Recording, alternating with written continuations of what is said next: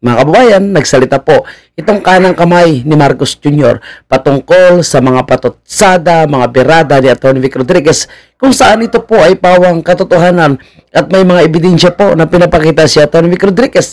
At dahil hindi po nila masagot itong mga allegation ni Atty. Vic Rodriguez, abay sinasabi na nagdadaldal lamang daw po itong si Atty. Vic Rodriguez imbis na sagutin, ipaliwanag, explain, no, kontrahin, patunayan na mali si Atty. Vic Rodriguez, abay, ganito po ang paraan nila sa pagsagot sa mga katanungan na kailangang malaman ng taong bayan at ito po yung dinadala ni Atty. Vic Rodriguez. Ito pakinggan nyo kung paano sila sumagot, mga kababayan.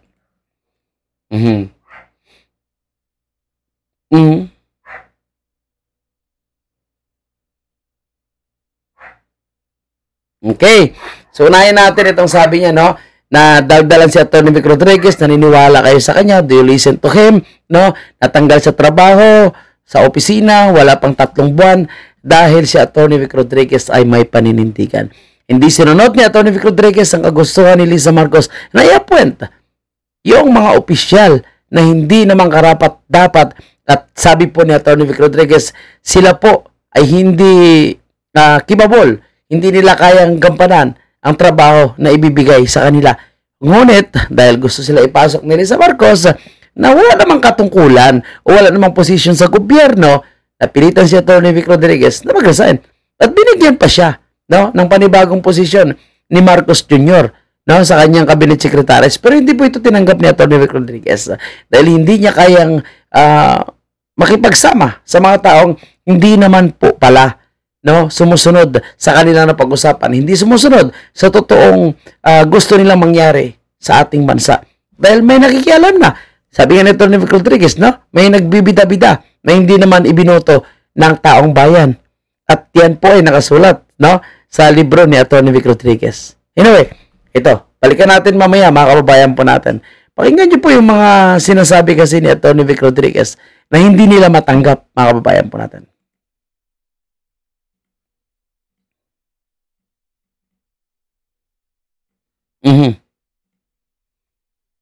Okay? Dahil, no, nasasaktan po sila sa banat ni Atty. Vic Rodriguez. Dahil malinaw naman na ito po ay mga propaganda lamang itong pag-resign na ito. Yung kunwari ay papasubmitin ng courtesy resignation, lahat ay magre-resign. Pero po ito ay isang pampubudol at propaganda lamang. Bakit? Hindi naman talaga tinanggal ni Marcos Jr. ang lahat ng mga nag-resign. Kundi yung iba, yung ay tinanggal. Kumbaga, pinili niya lang yung hindi nagpe-perform, sabi niya nga, at yun ang tinanggal. Putangin na, bakit ka pa kailangan manawagan ng courtesy resignation kung may target ka naman pala kung sino yung gusto mong tanggalin? Diba? Kaya malinaw po na ito ay isang pamubudol para patunayan niya na siya pa rin ang nasusunod at nagpapatakbo ng ating bansa. Pero binisto na po yan ni Amy Marcos. Sinabi ni Amy Marcos na Romualdez Aranita yung nagpapatakbo ng ating bansa. Pero gusto ni Marcos Jr. na ito po ay kontrahin. Kaya, kunwari, ako pa rin yung hari, ako pa rin masusunod. Ayan, mag-submit kayo ng courtesy resignation. Lahat kayo. At titingnan ko, i-evaluate ko kung sino yung karapat-dapat, no, na manatili sa kanilang pwesto. Kalukuhan yan, pamubudol yan. 3 years ka na, no, na nag-upo at sa president, kasama mo yung mga cabinet secretaries. Ngayon mo pa lang sila i-evaluate. Diba?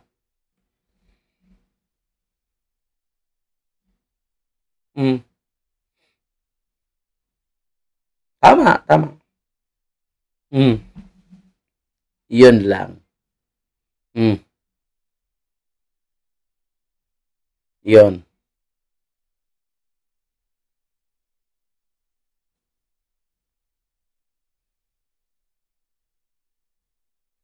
Smirig chance.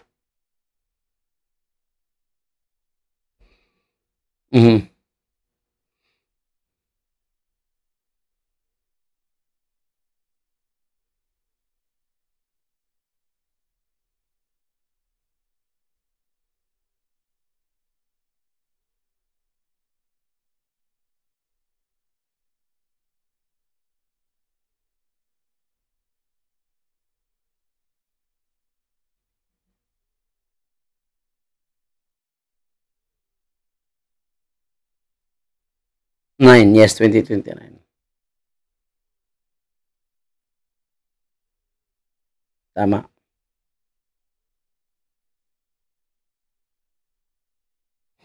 Yan na po yung kanilang marka, mga kababayan po natin, no?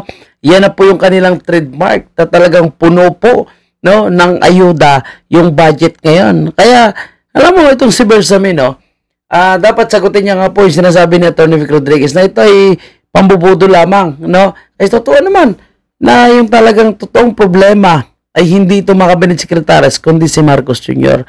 At ang lahat ng mga allegation ni Atty. Vic Rodriguez ang kanyang laging tinatalakay at gusto niya iparating sa taong bayan na tunay na problema nitong Marcos administration ay itong sa budget. Hindi maayos na budget, nagkaroon po ng mga blanco at mga insertion na hanggang ngayon hindi pa nare-resolve. Yung issue sa flood control, o hindi mo ipapaliwanag yan, Bersamin, no? Yung issue sa kasinungalingan niya, no? Yung issue po sa pagbibenta ng ginto, yung hindi pagbigay ng subsidy sa PhilHealth and pagkuha ng pera ng PhilHealth, at much more, no? Na mga issue na pinupukol ni Atty. Vic Rodriguez.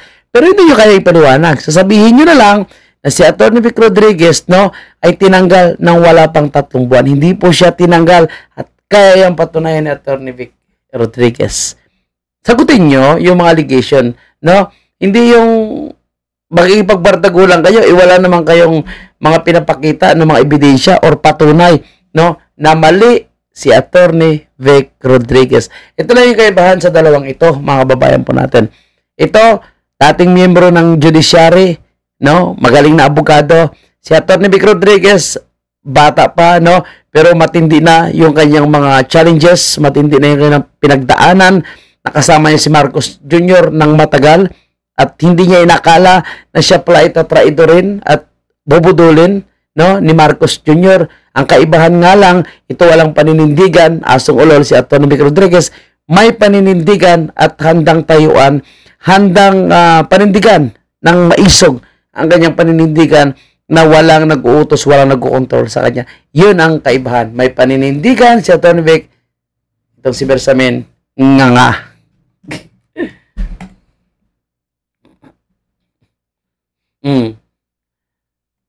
May pag-away, wag na. Kantsaw lang siya.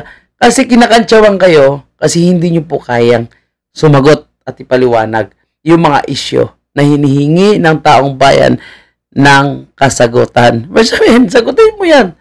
Parang amo mo rin, Tawa-tawa lang. Bangag talaga. Tawa yan, tinan mo.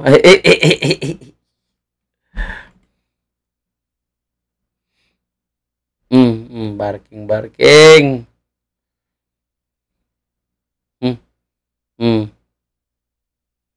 Bakit? Ayaw nila pansinin si Atty. Vic kasi mapapahiya po sila. Promise. Mapapahiya po sila, no? Kung si Atty. Vic Rodriguez ay papatulan nila. Kasi lahat na sinasabi ni Atty. Vic Rodriguez well documented at may patunay. So, bakit ganun lang yung sagot ni Bersamin? Kasi hindi nila kaya, no, si Atty. Vic Rodriguez. Again, si Atty. Vic Rodriguez lang ang cabinet secretary ni Marcos Jr. na hindi tumanggap ng kanyang sahod.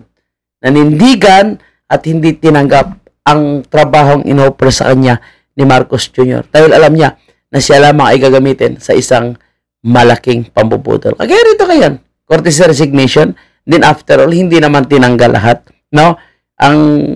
May tinanggal lang talaga siya. May gusto lang siyang tanggalin, pero hindi niya lang directly kayang tanggalin. So, ipinadaan niya sa courtesy resignation. Budol nga, mga kababayan natin. Huwag kalimutan mag-like and share, and of course, no, maraming salamat sa inyong pagsusuporta sa Duterte, sa Duterte 7, no, kay Atty. Vic Rodriguez, and ang laban ito, no, ay ituloy natin araw-araw at hanggang sa 2028, mga kababayan. Maraming salamat.